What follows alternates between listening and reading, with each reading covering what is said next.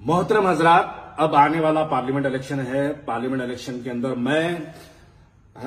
हैदराबाद, तेलंगाना, पूरे हिंदुस्तान के मुसलमानों से एक अपील करने आया हूं कि आइए हैदराबाद से अपना नॉमिनेशन डालिए। जहां जहां असदुद्दीन ओवैसी साहब अपने अपने उम्मीदवार खड़े करे हैं, जो वहां पे कॉरपोरेशन में भी खड़े करे हैं, असेंबली में भी खड़े करे हैं, जहां जहां भी जब इलेक्शन हुआ, असद साहब जहां पे जाके जो है जिन लोगों को हरा के आए, जिन लोगों को तबाह करके आए, जिन लोगों को निस्तो नाबूद करके आए, जिन लोगों को सियासी तौर पे खत्म करके आए, उन तमाम लोगों से मैं दर्दमंदाना अपील करता हूं कि आने वाले पार्लियामेंट इलेक्शन में आइए हैदराबाद से। अगर आप किसी पॉलिटिकल पार्टी से लाके नॉमिनेशन डाल सकते हैं तो डालिए, अगर नहीं डाल सकते तो इंडिपेंडेंट डालिए। इसके हमको 2-3 बड़े फायदे हमको समझ में आते हैं, जिसके फायदों के नतायज हमको दिख के आएंगे। सबसे पहला फायदा यह होगा कि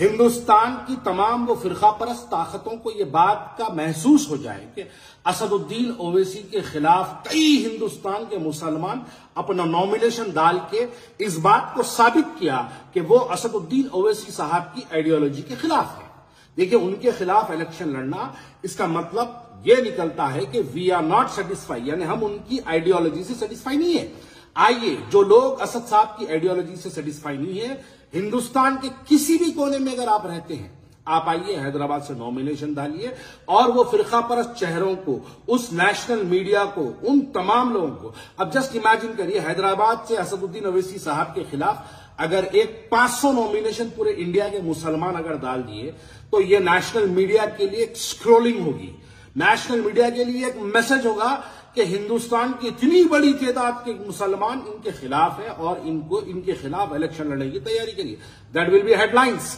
ये हेडलाइंस रहेगी नेशनल मीडिया के लिए। और साथ ही साथ ये पैगाम भी जाएगा कि असद साहब की जो गलत आइडियोलॉजी है, वो जो फिरका परस्ती की आइडियोलॉजी है, इनकी भाजपा को जिताने वाली जो आइडियोलॉजी है, इस आइडियोलॉजी का सिमत टूट जाएगा और भाजपा को भी यह बात समझ में आएगी कि कई मुसलमान असदुद्दीन ओवैसी साहब के खिलाफ है। और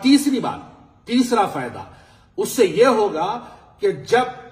एक 200, 400, 300 लोग जब नॉमिनेशन डाल देंगे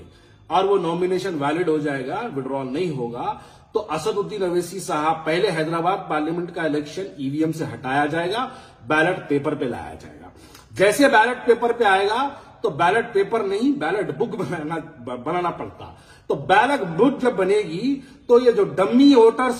जो एक बड़ी तादाद में हैदराबाद में है, ये तमाम वोटर्स बड़े कंफ्यूज हो जाएंगे वोट डालने के लिए। और जब उन्हें कंफ्यूज हो जाएंगे तो आपको हकीकी हैदराबाद की पोलिंग परसेंटेज आने वाले पार्लियामेंट इलेक्शन में समझ में आ जाएगा कि कितने वोट ये बड़े आवाज निकाल के बड़ी बड़ी पार्लियामेंट में तकरीरें करने वाले, अपने आप को हिंदुस्तान के मुसलमानों का एक बड़ा चेहरा कहलाने वालों की हकीकत आप तमाम के सामने आ जाएगी। मैं इसलिए इस वीडियो के जरिए आप तमाम से अपील करता हूं, आइए इस पार्लियामेंट इलेक्शन में इंडिपेंडेंट नॉमिनेशन डाल के, एक 200-500 हजार आदमी नॉमिनेशन डाल के एक पैगाम दे दीजिए पूरे हिंदुस्तान के फिरका परस्तों को, एक पैगाम दे दीजिए पूरी नेशनल मीडिया को, पैगाम दीजिए कि हम असदुद्दीन ओवैसी साहब की आइडियोलॉजी, उनका तरीका, उनका भाजपा को मदद करना, इसके हम खिलाफ है, लिहाजा हमने नॉमिनेशन डाला। बस यही आपकी जीत और यही आपकी कामयाबी हो जाएगी। इतने में ही